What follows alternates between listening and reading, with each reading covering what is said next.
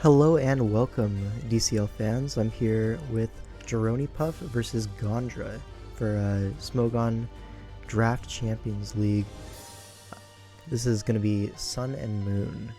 So we have lead Uxie versus lead Mew, taking a Wisp for U-turns, the momentum into Latios. That U-turn did 9%, that's not a lot, so I assume this Mew would be physically defensive. Probably aiming to switch into the Mega Mawile on the other side. Anyways, jeronipuff, he's been around in the draft scene off and on in tournaments. Overall not super experienced.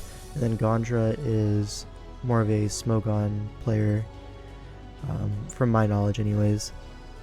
Alright, Latios is going to use this as a Calm Mind into Tapu Fini switch. And by the way, the Garchomp is Mega and the Sceptile is regular. We know this.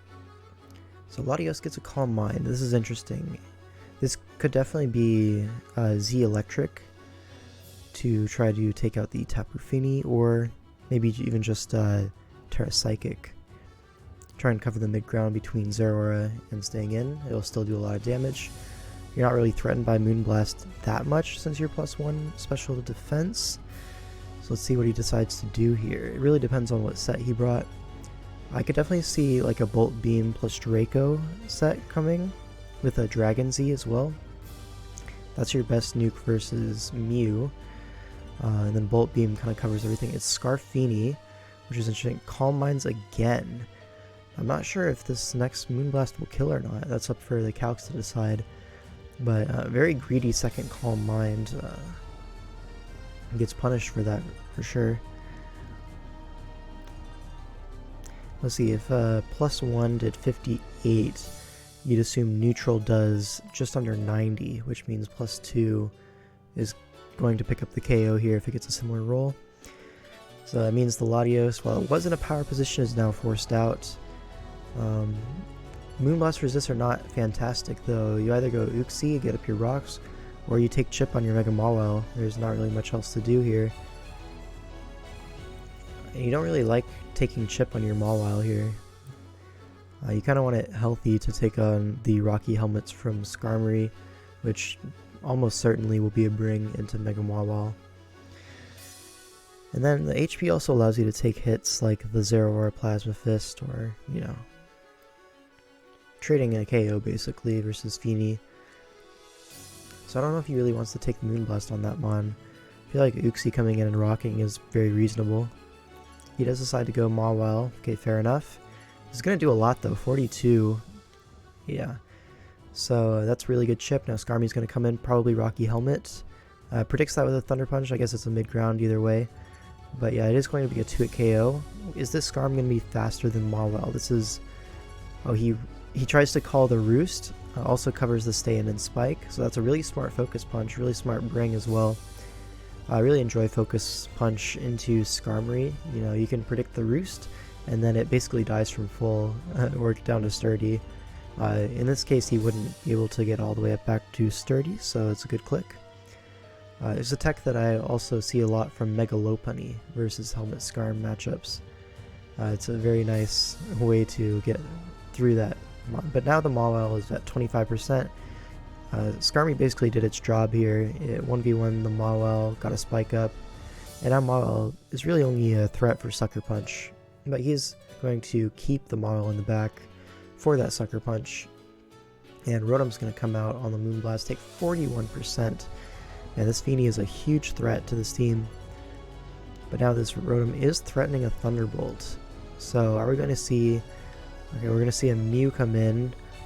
We see a Hidden Power Ice expecting Garchomp to come in, covering the T-Bolt and the Wisp from Misty Terrain is, you know, not an option here. So, Hidden Power Ice comes out, but the Mew is going to come in. Again, takes nothing. This Mew, definitely bulky. It's Wisp Nightshade, probably going to be Taunt, and then a Recover move is most likely. Or it could just be 2 coverage moves instead of rocks, and then the rocks will be on Garchomp. You know, offensive Z Garchomp does not mind running rocks most of the time. We do see a light screen come out from the Uxie though. This is probably light clay, And the Sceptile is going to take this as a sub opportunity. It looks like it'd be sub seed with leftovers, which is a great way to stall out these turns. And there's not really a great way for Gondra to deal with this directly. As U-turn is not going to break the sub due to it being burned. And then you don't really have any sound-based moves to get through the sub. So this is a great bring on the Sceptile. Goes for the Seismic Toss expecting the U-turn, no point in Leech Seeding there that turn. But you're definitely going to see a Leech Seed come out the following turn, most likely. Alright, Latios comes in. Probably going to see a Leech Seed, a Toxic, okay. So it's probably Toxic sub then. Is it going to be Leech Seed last? It is going to be Leech Seed. So Mono Seismic Toss, no Grass Stab. It makes some sense. Like Sceptile, it's not going to be hitting this team very hard. And you beat Rotom anyways, so you don't really need the Grass Stab necessarily. And it is just going to sit here and 1v1 the Latios and waste all the screen turns. So that's very good for jeronipuff. Excellent bring. You don't see Sceptile too often, putting this amount of work. But here it is. Escapes at 85% versus the Latios. And now Scrafty comes in, threatening a DD or a bulk up, or just a knockoff. You can't really stay in, lose your leftovers with Sceptile. And he does DD on the Fini switch, the light screen ends, and this is threatening a Scarf Moonblast yet again. And Gondra does not have a switch into this anymore, so it's either going to be Roselli Berry, or he's going to have to sack a Pokemon here. Judging he just DD'd Raw, I would expect a Roselli Berry to come out. That's what makes sense to me. Let's see, this Scrafty is not Intimidate, it is, what is it, Shed Skin or Moxie. So, given that there's Misty Terrain, you'd lean towards Moxie. I'm not sure if +2 Scrafty would outspeed Fini with its Scarf. Let's see. 472. So it would outspeed at +2. If he's like Jolly. I don't think Adamant would get the job done. Is it going to be Jolly Scrafty? That feels a little bit weak. I feel like you'd probably just run Adamant and click knockoff here. If you are Roselli Berry. If you're not Roselli Berry, then there's a sack coming, and it might just be the Scrafty. Not sure though, because the Scrafty is nice for the Mew. It is Roselli Berry, and it just dies through it. That is insane. What's the point of Roselli Berry if you're just going to die to Moonblast anyways? Man, really missing out on the EVs there, I feel. Or maybe it's a roll after Spike. I don't know. Regardless, the Mawile comes in on the Mew. This is basically forced into a 50-50 between Sucker and Knock/Play Rough. Whichever he has. I'd assume Play Rough, and Jeroni does get that play right, although it could very well be Colbur Mew to cover the Sucker Punch anyways. That would make a lot of sense considering it didn't use Rocky Helmet versus Uxie. The U-turn went off, revealed no helmet, so Colbur versus Scrafty and Sucker Punch Mawile does make a lot of sense. The Golurk does come in though. And with Misty Terrain up, you're not going to be able to Wisp this. So we could see a Garchomp come in. I'm not really sure Ice Punch is a possible click here.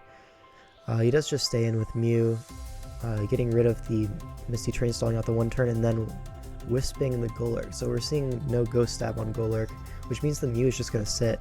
I think this Mew just wins the game here. It's just too bulky. Gondra doesn't have a method to break through it. And that's going to be the game, it looks like. No, it is Seismic Toss. It's Nightshade, so it can't hit this. Never mind. The Sceptile is the Seismic Toss one.